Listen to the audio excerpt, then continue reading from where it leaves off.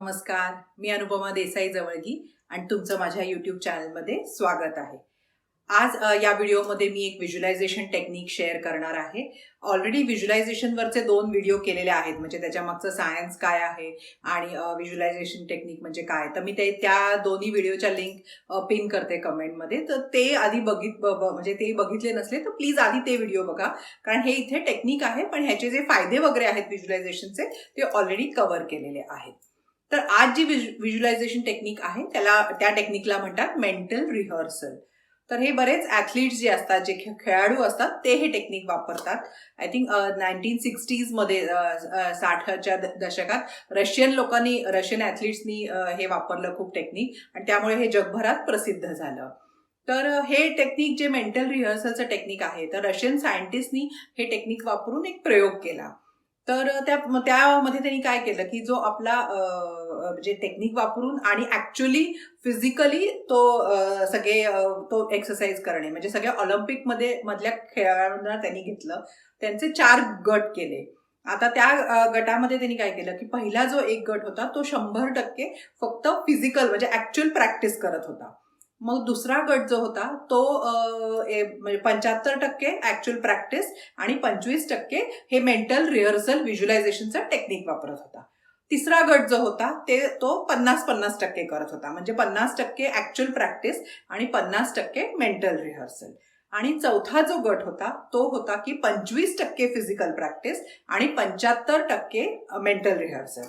तर आपल्याला लॉजिकली असं वाटतं की म्हणजे आता खेळाडू आहेत तर सगळ्यात जास्त परफॉर्मन्स कुणाचा असेल चांगला, तर ज्यांनी ऍक्च्युअल प्रॅक्टिस केली आहे, किंवा एक साधारण जो गट 2 आहे की 75% आणि 25%, म्हणजे थोडं मेंटल पण केलेलं आहे आणि असं. सो हे असं आपलं जनरली हे ऐकलं की असं वाटतं, पण ऍक्च्युअली तुम्हाला ऐकल्यावर आश्चर्य वाटेल की सगळ्यात जास्त परफॉर्मन्स कुणाचा चांगला झाला, तर जो गट 4 नंबरचा जो ग्रुप होता, ज्यांनी 75% फक्त मेंटल ऍक्टिव्हिटी केली होती, व्हिज्युअलायझेशन, आणि 25% फिजिकल प्रॅक्टिस केली होती. तर इतकं हे पॉवरफुल टेक्निक असतं व्हिज्युअलायझेशन जेव्हा आपण करतो ते. तर आता आय एम शुअर तुम्ही म्हणाल की आम्हाला काय कुठे ऑलिम्पिकला जायचं नाहीये, आम्हाला ह्याचा एरवी काय उपयोग आहे, म्हणजे ऍथलीट्सना उपयोग आहे, ठीक आहे. तर हे असा टेक्निक आहे की जे आपल्याला आपल्या कुठल्याही गोलसाठी, कुठल्याही ध्येयासाठी तुम्ही ह्या टेक्निकचा वापर करू शकता.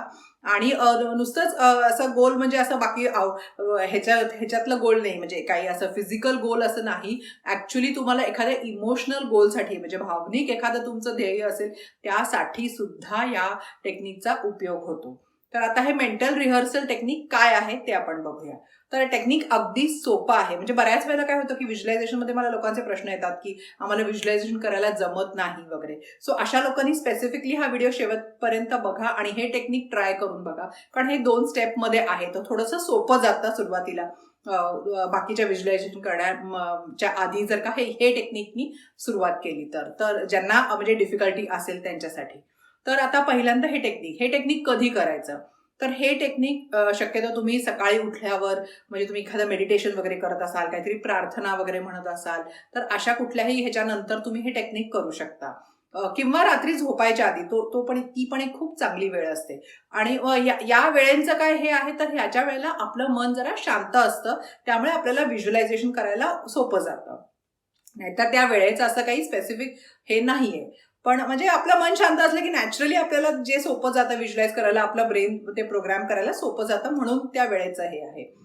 टेक्निक करताना डोळे मिटून हे टेक्निक करायचं आहे. सो ते एक फक्त हे आहे, कारण आपण मनात हे सगळं बघणार आहे. त्यामुळे डोळे जितका आउटसाइड इनपुट्स तुमचे कमी असतात, तेवढं तुम्हाला व्हिज्युअलाइज करायला सोपं जातं. आणि म्हणजे असं काही बसून उभं असं काहीच नाहीये त्याच्यामध्ये. कुठेही तुम्ही शांत ठिकाणी एका ठिकाणी बसू शकता.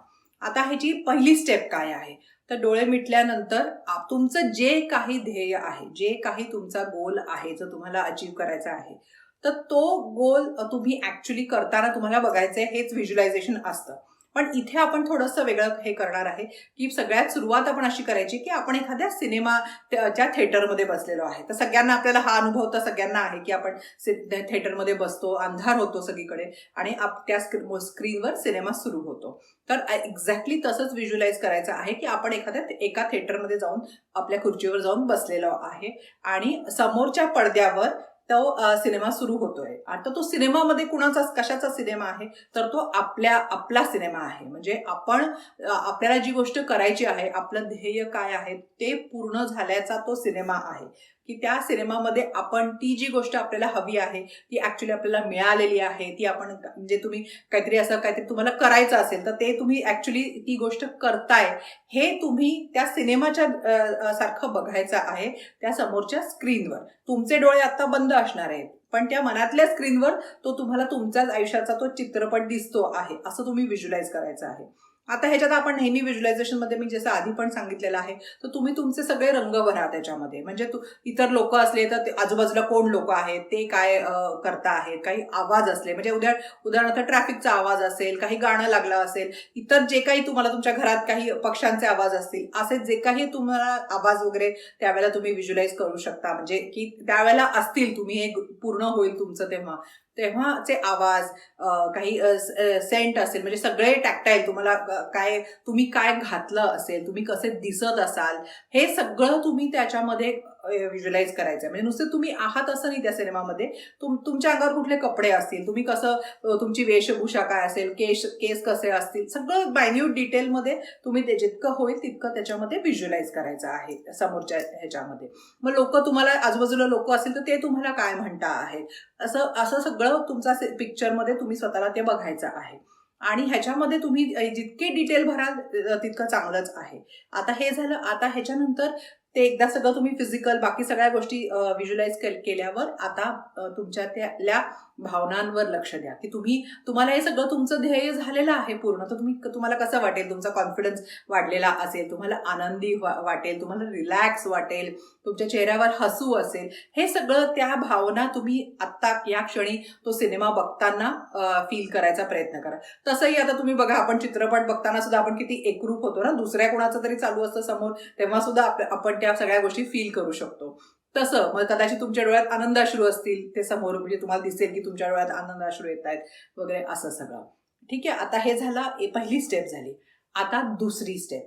आता दुसऱ्या स्टेपमध्ये काय करणार आहे तुम्ही की तुम्ही असं हे व्हिज्युअलाइज करायचंय की जो स्क्रीन तुमच्या समोर ते पडदा होता ज्याच्यात हे सगळा चित्रपट तुम्हाला दिसत होता. आता त्या स्क्रीनला एक दार आहे आणि तुम्ही ते दरवाजा उघडून आत जाताय, त्या स्क्रीनच्या आत गेलाय असं तुम्ही आता व्हिज्युअलाइज करायचं आहे. ठीक आहे. आणि त्या आत जाऊन आता मात्र ह्या स्टेप 2 मध्ये तुम्ही तुमच्या डोळ्यातनं ते सगळं घडताना बघायचंय. पहिल्या स्टेपमध्ये तुम्ही समोर तुमच्या एखाद्या चित्रपट दिसतो, मूवी दिसतो तसं ते तुम्ही बघत होता. आता स्टेप 2 मध्ये तुम्ही त्या मूवीमध्ये ऍक्च्युली आहात आता आत. म्हणजे तुम्ही स्वतःला करताना बघत नाहीये, तुमच्या डोळ्यातनं आता ते दृश्य तुम्हाला दिसणार आहे असं तुम्हाला व्हिज्युअलाइज करायचं आहे. पुन्हा सगळी हे तेच असणार आहे की तुम्ही ते सगळेच आवाज असतील, लोक काय म्हणताय, त्या सगळ्या भावना जास्तीत जास्त त्या भावना फील करायचा प्रयत्न करणार आहे. पण आता तुम्ही ते तुमच्या डोळ्यांनी बघताय. म्हणजे लेट असे तुम्हाला एखादी गाडी घ्यायची आणि तुम्ही गाडी चालवताय तर पहिल्या स्टेपमध्ये तुम्ही गाडीच्या शेजारी उभा असाल, म्हणजे तुम्हाला अशी गाडी दिसेल वगैरे असं. पण आता मात्र तुम्ही त्या गाडीच्या स्टेअरिंगच्या मागणं तुम्हाला कसं दिसेल असं तुम्हाला व्हिज्युअलाइज करायचं आहे. सो पहिल्या ह्याच्यामध्ये तुम्ही त्या गाडीत बसलाय आणि तुम्ही ती गाडी घेऊन चाललाय असं तुम्हाला दिसेल. आणि आता मात्र ह्या स्टेप 2 मध्ये तुम्ही तुमच्या डोळ्यांनी पुढचा रस्ता दिसतोय असं तुम्ही बघणार आहे त्या गाडीत बसून. सो आता पुन्हा तेच आहे, जास्तीत जास्त भावना ती फील करायचा प्रयत्न करायचा आहे. ठीक आहे. ही झाली स्टेप 2. आता स्टेप 2 झाल्यावर तुम्ही तो परत दरवाजा उघडायचा आहे, बाहेर यायचा आहे आणि तुमच्या खुर्चीवर जाऊन बसायचं आहे. तुमची जी पहिली सीट होती त्या सिनेमाच्या थिएटरमध्ये तिथे जाऊन तुम्ही बसल्यावर तो जो स्क्रीन आहे तो सगळा असा हाताने हे सगळं आपण व्हिज्युअलाइज करतोय. तो स्क्रीन आता हाताने व्हिज्युअलाइज करून तो छोटा करायचा आहे. असा म्हणजे एखादं बिस्किट किंवा क्रॅकर आपण म्हणतो तर तसं तो छोटासा स्क्रीन होणार आहे ज्याच्यामध्ये तुम्ही ते करताना दिसतंय त्या स्क्रीनमध्ये आणि तो स्क्रीन तुम्ही खाऊन टाकणार आहे.